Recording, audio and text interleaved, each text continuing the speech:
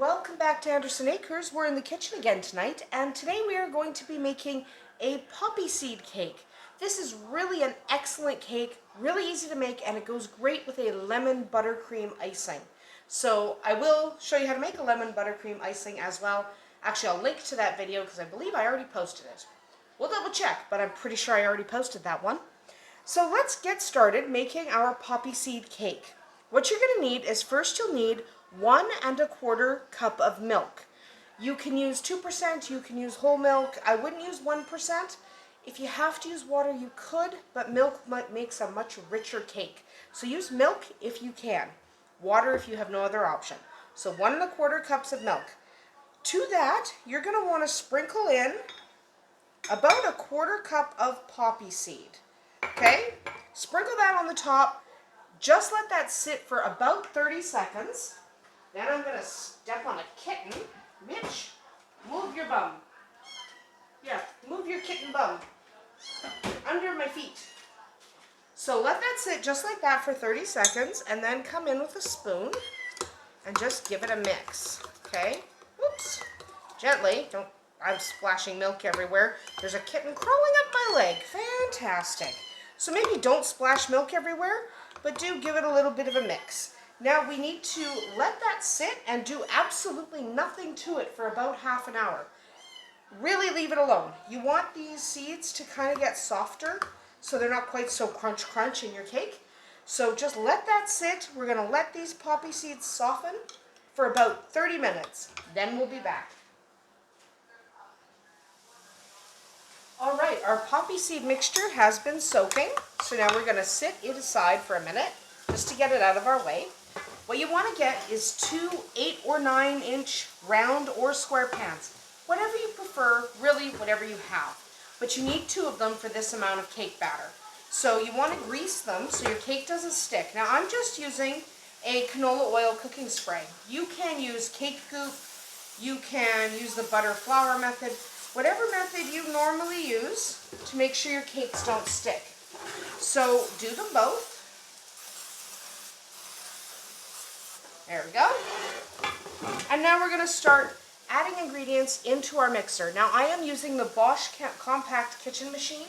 I love the way it mixes. You should use a stand mixer if you have one. A hand mixer is okay, but a stand mixer does a better job.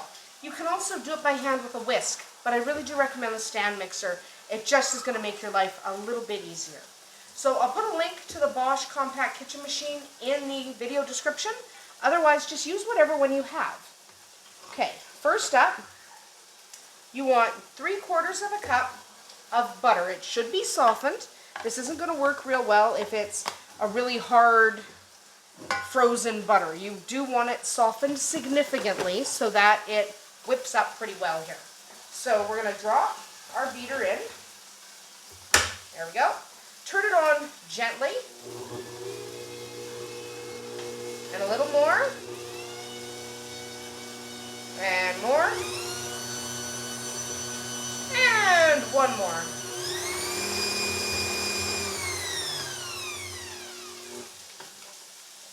Okay, now what we're going to do is we're going to add sugar. We're going to add about 1¼ cups of sugar.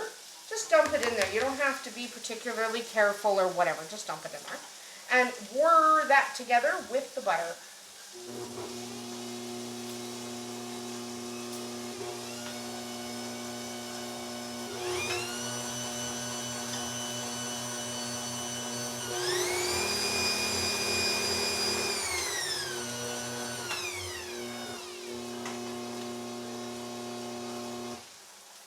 Okay, now we're going to add about a teaspoon of vanilla. Careful, you don't overwhelm. You could alternatively put a little bit of lemon juice instead, but we're using vanilla today. So whir that in.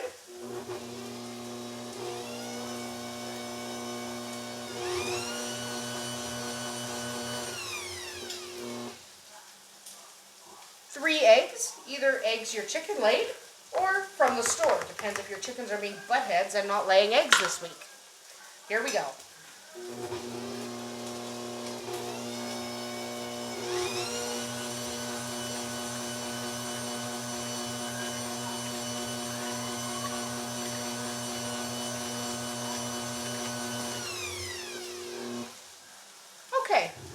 to take our milk poppy seed mixture that has been soaking, and we're going to add this. Now this is a great time to preheat your oven to 350 degrees Fahrenheit. It is really important that you're at 350. You can go maybe 355, 360, but don't go too much higher than that. So after we've added our milk, whir it together.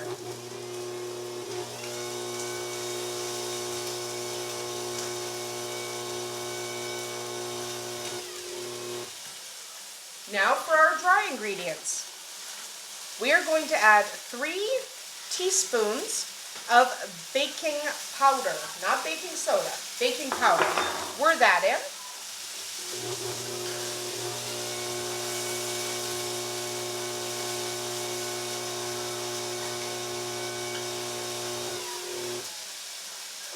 A 1/4 teaspoon of salt. Don't skip the salt. You do need that salt just to unify your flavors and help your cake develop.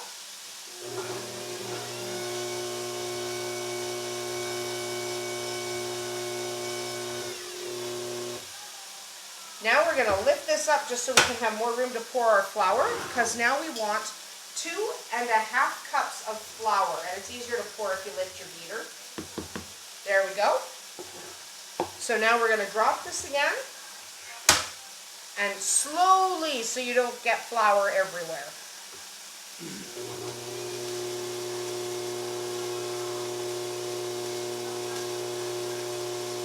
Then you can go a little faster.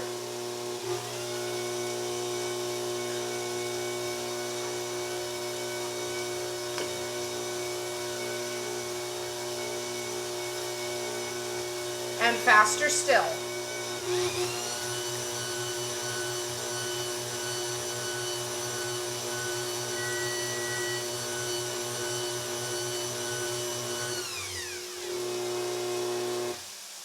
Okay, now you want to take the opportunity to scrape down the sides of your bowl with your rubber spatula or your silicone spatula. Mine's silicone, but you may have an actual rubber one. So scrape down the sides because you are going to have chunks of butter and stuff. No, I don't much care that I'm getting batter on my hand. It doesn't bother me.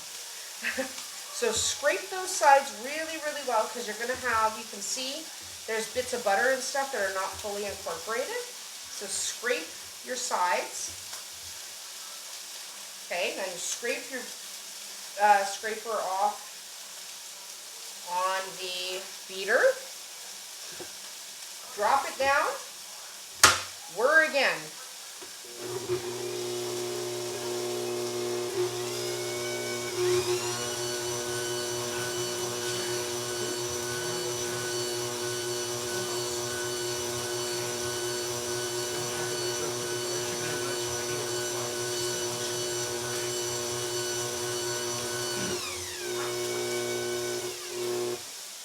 And that's about done. Lift that up. We're going to move that back for a second and get our pans. Remember, we are doing 350 degrees Fahrenheit on our oven. It should be preheated. If it's not, do it now. Get this out of here. We're going to want our spatula. Set that aside. And we're going to divide our batter into halves. Okay? Half in here. I like to underestimate because then I can go back and even it out. So underestimate and then move over here. Go into this one. Scrape that out. There we go. So roughly even. You want to get them pretty close to even. Okay? As even as you can, and there's still a little bit left in this bowl, which is the point. And then you kind of look at which one needs a little bit more, and the second one does. Okay. So we do that. There we go. Get rid of that bowl. We don't need that anymore. Knock this guy off. We also don't need him anymore. So give your pans a shake to kind of equalize your batter and give them a good smack. You want to smack the air bubbles out of them. Do that for 2 or 3 minutes. I won't do that on camera because it's going to get really annoying watching you go smack, smack, smack. So instead, preheat your oven again, 350 degrees Fahrenheit. Give these a good shake and tap out the air bubbles for 2 or 3 minutes. Then pop them in the oven, and we're going to come back at about the 30-minute mark. They should be baked. All right, so we'll come back and check on our cakes. All right, so our poppy seed cakes are done. You notice that they are dark, not too dark, but they are browned on the top, and the edges of the cakes are pulling away from the pan, and when you give the top a slight press, it bounces back. Don't press too hard, you'll collapse your cake. Now, after they come out of the oven, you want to let them sit for about 10 minutes in the pan so they don't fall apart when you take them out of the pan. After they've sat for 10 minutes, pop them out of the pan, pop them on a cooling rack, like so, and you will let them cool completely before you decide what you want to do with them. So I'm going to ice these with a lemon frosting. I'll again provide the link to that frosting, but before I do that, I have to let these cool completely. So I will show you icing cakes. I've been doing that for a couple of weeks. People find it pretty funny because I'm pretty bad at it. But for now, we're just going to leave these cakes, and we will come back in another video to ice them, and of course I will link to that lemon buttercream recipe so that you have an icing that goes perfectly with this. But remember, let them cool completely before you decorate, otherwise the icing is just going to slide right off. They'll probably take about an hour to cool. So I hope you enjoyed making poppy seed cake with us here today at Andersen Acres, and I hope you'll do this yourself. It is really easy. Don't forget to soak those poppy seeds in your milk before you start. We'll see you tomorrow.